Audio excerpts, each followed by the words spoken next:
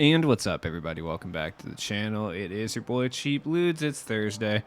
I think it's Thursday for everybody. I don't know about my European homies or my homies out in Australia. I don't know if it's the same day or not.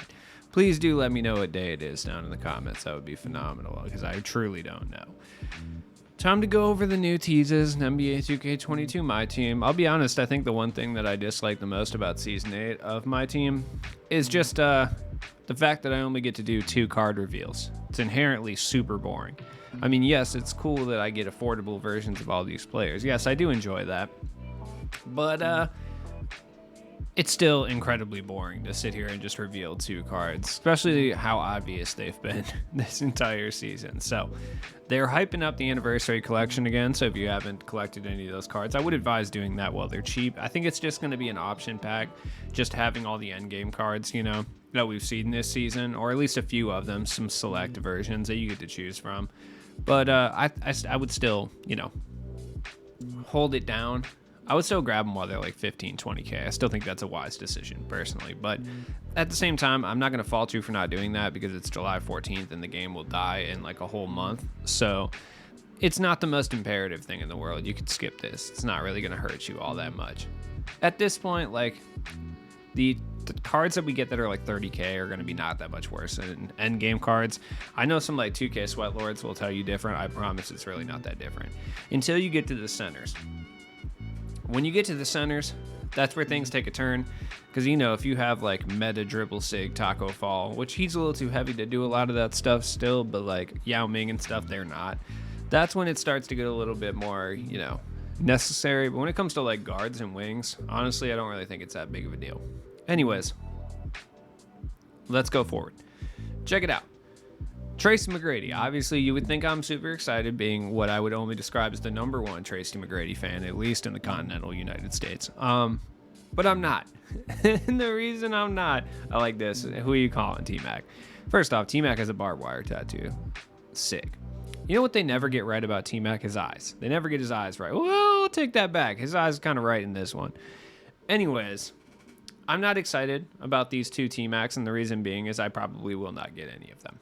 I have yet to pull an endgame card. I don't know if that's going to change for the remainder of 2K22's lifespan.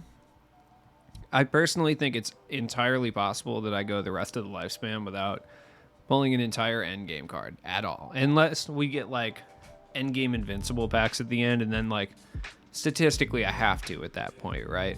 I have to. It'll probably be like Chris Paul, but like I'll still pull an endgame at that point. So T-Mac's cool. Obviously, there's a point guard one. Of course, that's the Magic one, of course, because they can't let me have anything. And I don't know why Raptors T-Mac got the endgame card and not Rockets T-Mac. I'm a little confused about that, personally. I don't really know why they gave it to Raptors T-Mac. I mean, yes, those Raptors jerseys are primo, obviously, but I still don't know why they keep giving the elite cards to Raptors T-Mac. I mean, it's not really the most on par thing. It's not the best thing in the world.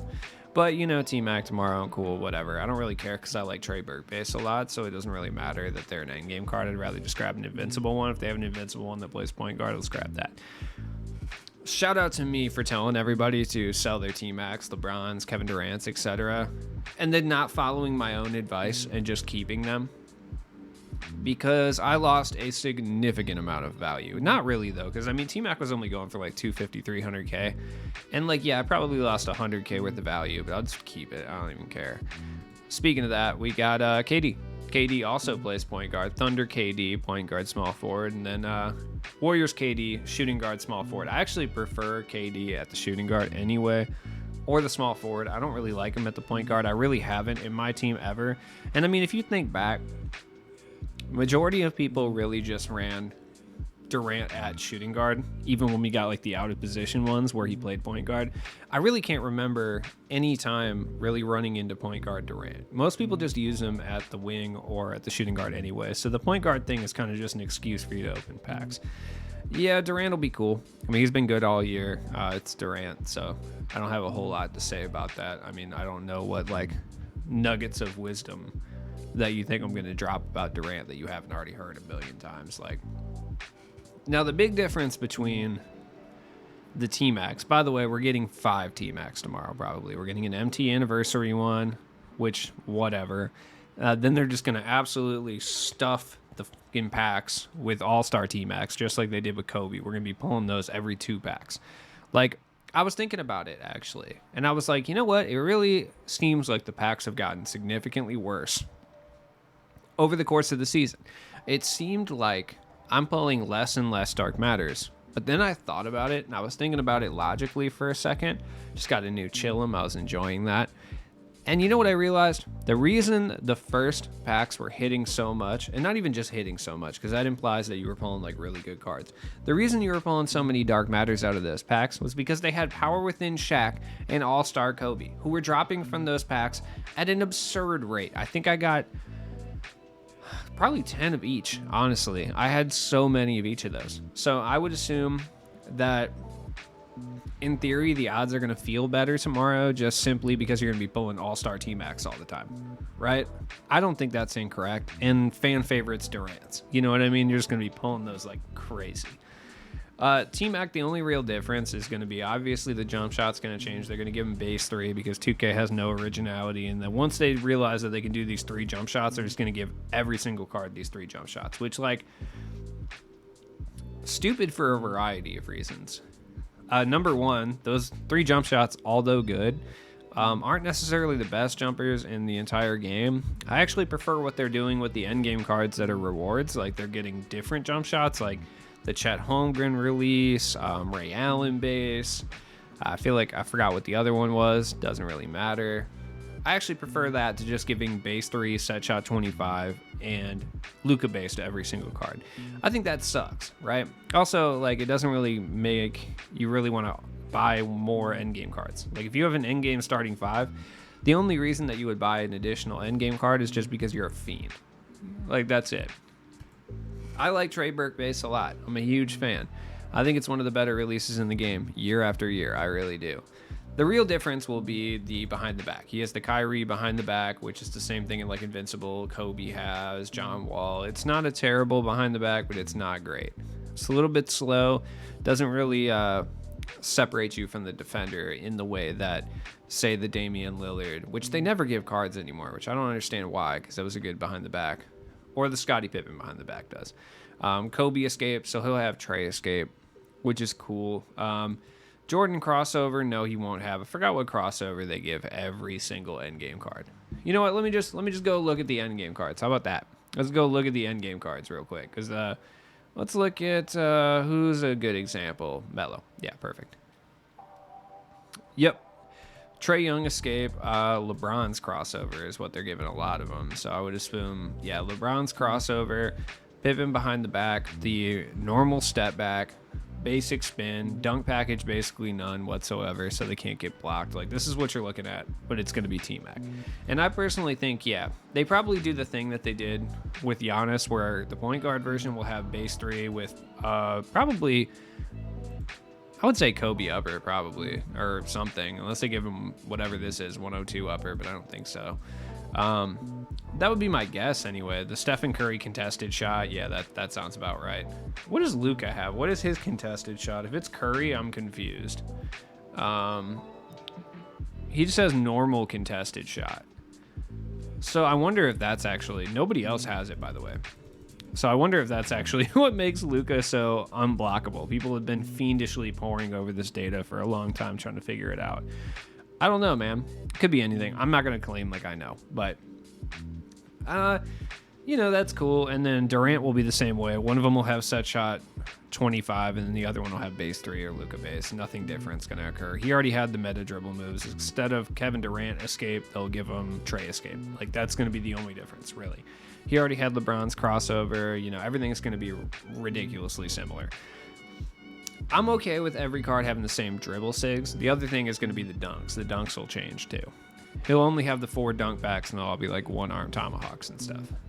I'm okay with the dribble sigs being the same. It's just the jump shots I'm disappointed in. You know, I get it. Those are broken, quote-unquote, meta jump shots, but man, just give somebody Trey Burke base. Like, for real. Or like Exum base, which isn't the most meta jump shot this year, but it's good still. The Holmgren release, Ray Allen base. Like, I feel like there's another jump shot. The Dennis Smith Jr. jump shot is really good this year. Trae Young base. I'm actually confused as to why nobody has Trae Young base, because Trae Young base isn't like as overpowered as Luka base is on next gen, but like it's the fastest release in the game by a significant margin. It's faster than base 3. I stand firm on that. It really is. It's so fast that it's actually difficult to time occasionally. I just think it'd be cool to see some Trae Young base cards, and I'm sure if there's more reward cards, that's probably what they'll give them. But you know, it remains to be seen. Let's go look at the market. Like I said before, your boy did not follow his own advice that I've been spewing for the past 4 weeks about selling your high-grade cards that are definitely going to get endgame cards, because I kept Tmac. And I don't know why I did this. I feel like it was due to pure laziness. Like, I just didn't think to put him up. And here we are, you know, rolling around in our own filth, so to speak, just sitting with this Tmac that I probably am not going to use. Like, we're probably going to get a 55 or 60 Hoth badge, just regular Tmac that has better SIGs tomorrow, that I should be using over this invincible Tmac anyway. That's kind of what 2K's been doing. So, you know what? It's okay, because guess what? I'm a Tmac connoisseur. And I'm probably not going to buy endgame Tmac tomorrow, but I'm going to buy endgame Tmac, and it's going to be a stupid decision. Part of the reason I like Tmac so much is because of Trey Burke base in the game, though. But I think that also comes from just being a Tmac stand and using Tmac regardless of circumstance.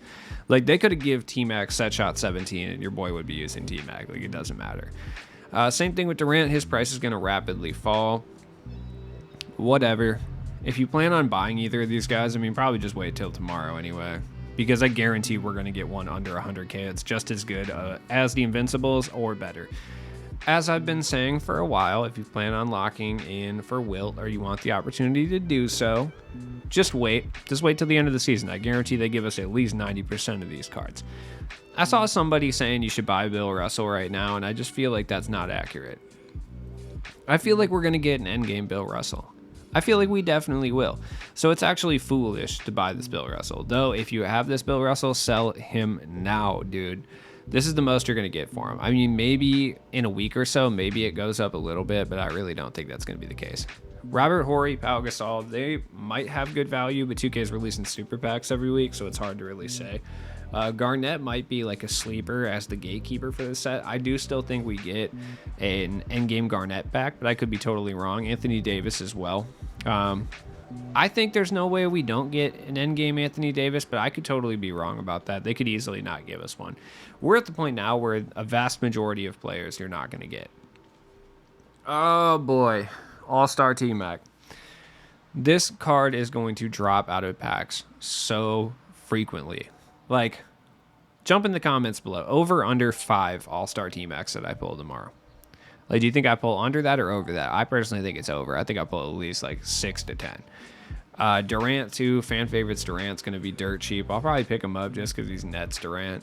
You know, for my all Nets team. I like to build theme teams that I only end up using for like 3 weeks when I have the most fun with this game, which is like when I play Domination with my all-time teams, and I have kind of a blast doing it, you know? Either way, the My Team Anniversary guys will be dirt cheap, so you don't have to worry about those.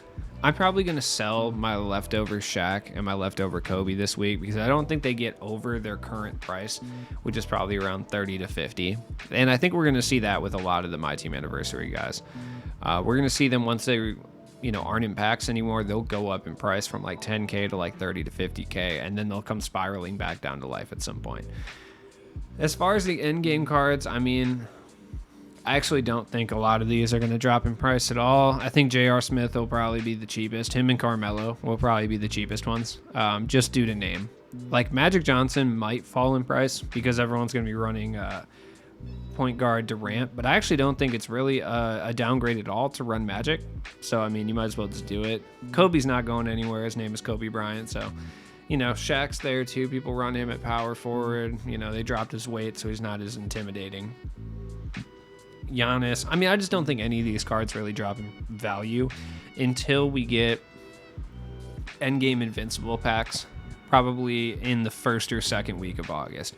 I think that's probably when we see the values really drop. They might push it back. I mean, the game's coming out a little bit later this time, so we could see like the endgame X Invincible packs drop back even more.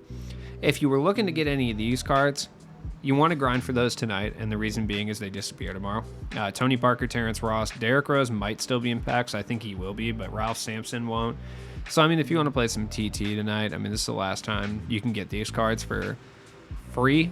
Though Tony Parker's like 9,000 MT, Terrence Ross is like 10 to 12, and Ralph Sampson's like 30.